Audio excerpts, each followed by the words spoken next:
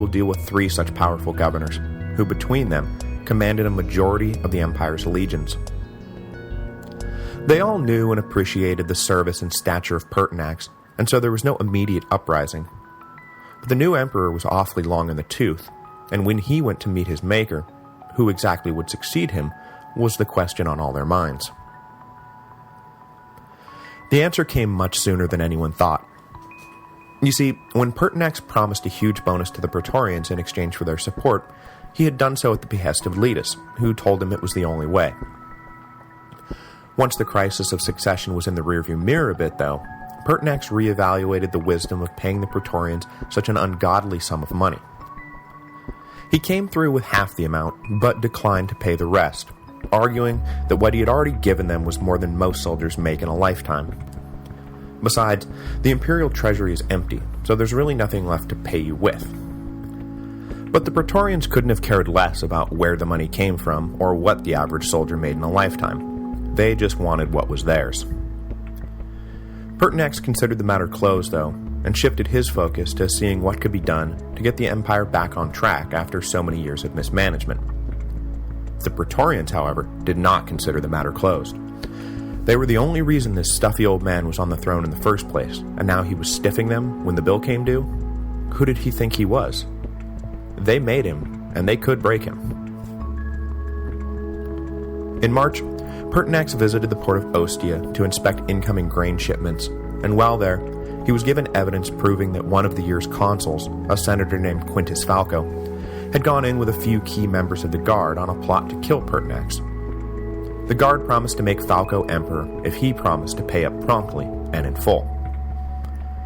Unwilling to be held hostage by a bunch of greedy bodyguards who did not know their true place in the world, Pertinax continued to refuse them the second half of the donative, but now did so knowing full well that he was putting himself in a very dangerous position. But whether out of principle, obstinacy, or something else, he refused to back down on the issue. He went so far as to avoid passing out imperial titles to his wife and children, perhaps suspecting that if and when a final showdown came, that they would be safer on the sidelines than carrying around dangerous titles like Augusta and Caesar. There was a hope prevailing in Rome early in 193 that maybe the reign of Commodus had just been a hiccup, and that with Pertinax now in power, that things could go back to normal. Commodus aside, no one living had any memory of a bad emperor. Even the oldest of the old men had been born during the reign of Trajan. Pertinax himself, a venerable elder statesman, had been born during the reign of Hadrian. The point is that for most Romans, the default setting was good emperors reigning for a long time over a relatively quiet and stable empire. So the reasoning went that since Pertinax was obviously not a crazy person, that maybe the detour through Commodus would prove to be just that, a detour. Pertinax would reign for a bit, then hand power to some worthy successor, and then he would pass power to some other worthy successor, and just like that, the memory of Commodus, already damned, would be truly forgotten. But it was not to be. Commodus was not a detour. He was the new way forward. The Romans would never again return to the road they had traveled for the last century, the one paved in wisdom, luck, and competence. No, they were on a different road now. And in late March 193, the people of Rome discovered how far they had already strayed from that good solid road they had enjoyed for so many years. The Praetorians had been indulged for too long to simply take Pertinax's stiffing lying down. Well, it wasn't just the case in the missing donative. It was also the fact that Pertinax was trying to impose a level of discipline on the urban troops that they were totally unaccustomed to. What were they, provincial infantry? They had never been hip to Pertinax to begin with, but Letus had been persuasive on the night of Commodus's death, which they had always suspected had been murder, not an embolism, and so they had gone along with their prefect. But if the past few months had proved anything, it was that this relationship just wasn't going to work. It was time for the Praetorians to break up with Pertinax. On March 28, a collection of about 300 soldiers confront the emperor. None of the soldiers or officials surrounding Pertinax had any desire to get in the middle of what was about to go down, so this armed company of Praetorians was allowed to pass unchallenged. Well, not totally unchallenged. Pertinax heard the commotion and dispatched Letus to go talk his men down. But when Letus, not exactly the most scrupulous guy in the world, confronted the incoming troops, he decided that joining them would be safer than trying to stop them. So he promptly about-faced and led his men straight to the Emperor. Pertinax faced down the 300 Praetorians, well, 301 I guess at this point, and attempted to explain his position and reasonably defuse the situation. Whether or not his words were starting to dissuade a majority of the men became irrelevant when one of the soldiers, who was obviously not being dissuaded, stepped forward and slashed Pertinax with his sword, killing the Emperor instantly. Pertinax was 66 years old and had ruled the Empire for 86 days. This rash act of violence left Letus and the Praetorians in a dilly of a pickle. As I'm sure Letus calmly explained without raising his voice or cussing anyone out, you don't just kill an emperor. At least, you don't kill an emperor without having a replacement ready to step in. Because as it stands right now, there is no emperor, and no generally agreed upon mechanism for selecting a new one. The Senate will argue that they have the right to elect the Empire's new leader. The armies out in the provinces will almost certainly ignore the Senate and acclaim one of their own generals. Hell, every man in the Empire will have his own pet candidate and be more than willing to fight to the death to win this highly valuable and suddenly available prize. This, he explained, is why you don't just kill an emperor. Keeping his wits about him, though, Letus thought fast and determined that at the end of the day, the Praetorians still really held all the cards here. We'll just pick whoever we want, bully the Senate into ratifying the choice, and have everything wrapped up before the provincial governors even hear that Pertinax is dead. But who did the Praetorians want? At that moment, what they wanted was someone who would pay up when he was supposed to pay up. That was their whole beef with Pertinax, and the reason why they were standing over his bloody body, trying to figure out who to replace him with. So, Letus hit upon a great idea. A really, really great idea that was just really, really great. They would auction off the job to the highest bidder. Letus ordered his agents out into the city to spread the news that Pertinax was dead and that the Praetorians were entertaining bids to be his replacement. What followed obviously became one of the most notorious incidents in Roman imperial history. No self-respecting senator was going to get into a bidding war to win the honor of becoming the Praetorians' puppet, which meant that only senators of a more morally ambiguous nature were going to enter into the auction. But then again, if only morally ambiguous men entered in the bidding, then maybe it was the duty of a self-respecting senator to step in and outbid the bad seeds. It was quite a conundrum. In the end, events moved so quickly that the bidding came down to two men, who were neither inflexibly virtuous nor necessarily terrible men. They just acted on their instincts, their vanity, and the belief that someone was going to get the job, so it might as well be them. The first was Pertinax's father-in-law, a man named Titus Flavius Sulpicianus. Sulpicianus had been appointed city prefect upon his son-in-law's ascension, and when the company of Praetorians had invaded the palace, Pertinax had dispatched Sulpicianus down to the Praetorian camp to hopefully quell any further unrest.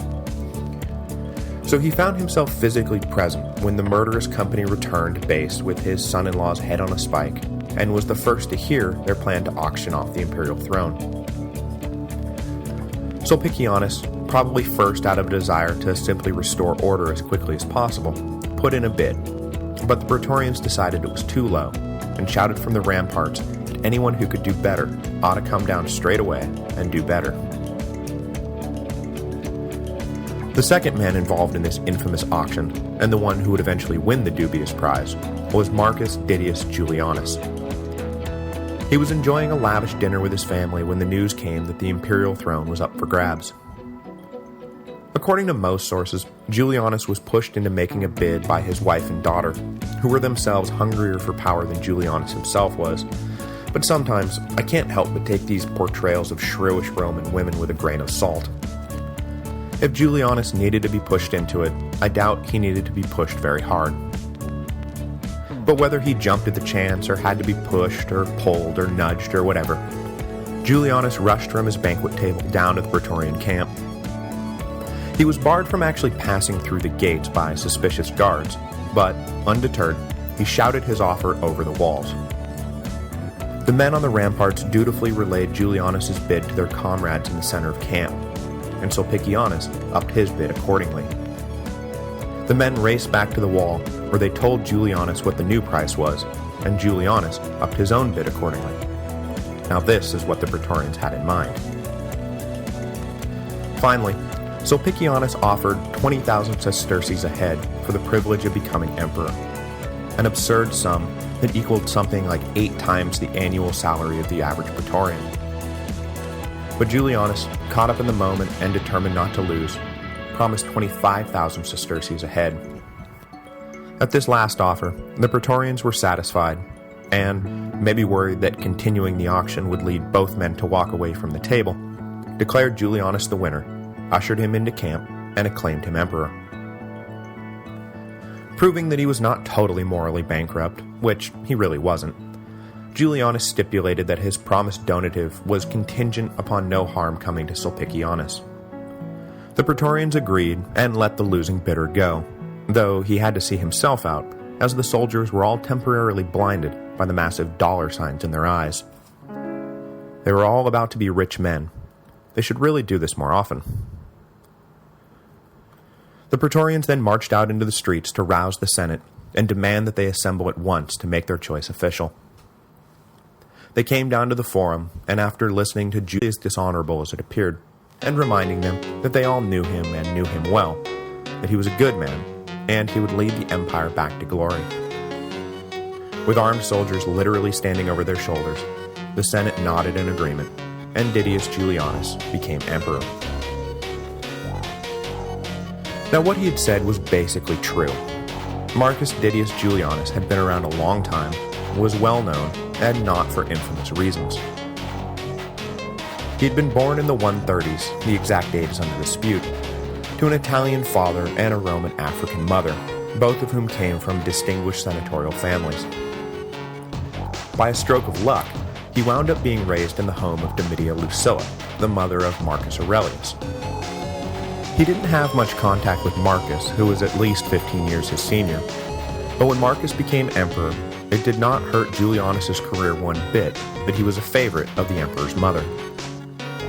He climbed up the cursus honorum in brisk fashion, and when the Marcomannic Wars broke out, he found himself the governor of Upper Germany, which, while not exactly the front lines, was still a key theater of the war.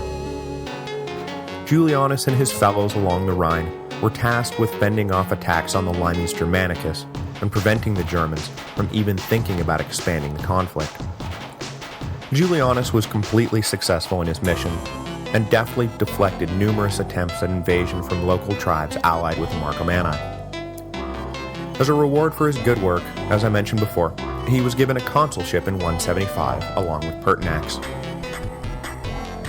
During the reign of Commodus, he mostly kept his head down, and despite being accused of involvement in one of the various plots against the emperor's life, he was acquitted and wound up serving as provincial governor in Bithynia, and then later succeeded Pertinax as proconsul of Africa.